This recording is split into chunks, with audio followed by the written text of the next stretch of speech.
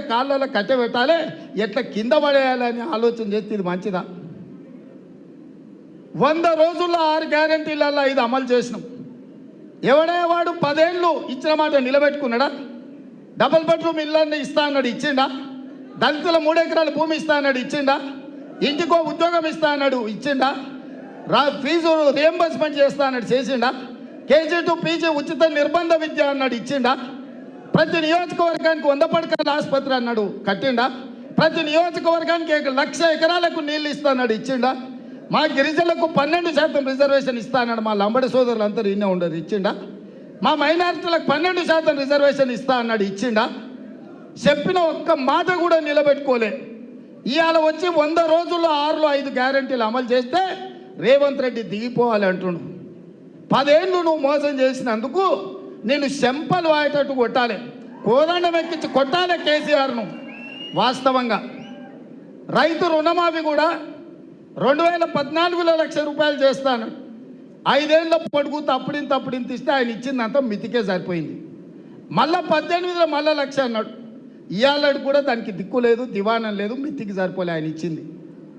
అందుకే నేను ఒక మాట చెప్పిన, నేను 2 లక్షల రుణమాఫీ చేస్తానా, ఖజానా దివాలా తీసింది, జీతాలు ఇవ్వలేని పరిస్థితి. నేను డిసెంబర్ 7 బాధ్యత తీసుకున్న రోజు 3,900 కోట్ల రూపాయల లోటు బడ్జెట్తో నేను తీసుకున్న ఒక్క రూపాయి కూడా లేదు. 3,900 కోట్ల రూపాయలు లోటుతోటి నేను ముఖ్యమంత్రిగా బాధ్యత చేపట్టిన.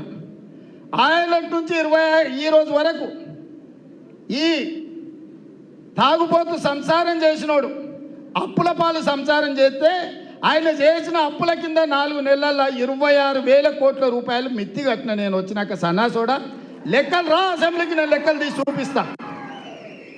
ప్రతి నెల 1వ తారీఖు నాడు ప్రభుత్వ ఉద్యోగులకు పెన్షన్దారులకు 4,500 కోట్ల రూపాయలు జీత భత్యాలు ప్రతి నెల 1వ తారీఖు నాడు ఇచ్చిన. నువ్వు ఉన్నప్పుడు 25వ తారీఖు వరకు కూడా ఇయ్యలే. అదే కాకుండా ప్రతి ఆడబిడ్డకు ఆర్టీసీ బస్సులో ఉచితంగా ప్రయాణం ఏర్పాటు చేస్తే ఇప్పటికి 35 కోట్ల మంది ఆడబిడ్డలు బస్సుల్లో ఉచితంగా ప్రయాణం చేసిరు. రాజీవ్ ఆరోగ్యశ్రీ పథకాన్ని మొత్తం సర్వనాశనం చేస్తే ప్రతి పేదవాడికి 10 లక్షల రూపాయలు ఉచితంగా వైద్యం అందించి దాదాపుగా 200 కోట్ల రూపాయలు ఇప్పటికి ఖర్చు పెట్టిన. ఆర్టీసీ సంస్థనే మునిగిపోతుంటే ఆడబిడ్డలకు ఉచిత ప్రయాణం ఇచ్చే ప్రభుత్వం నుంచి 1,369 కోట్ల రూపాయలు ఆర్టీసీ కట్టిన.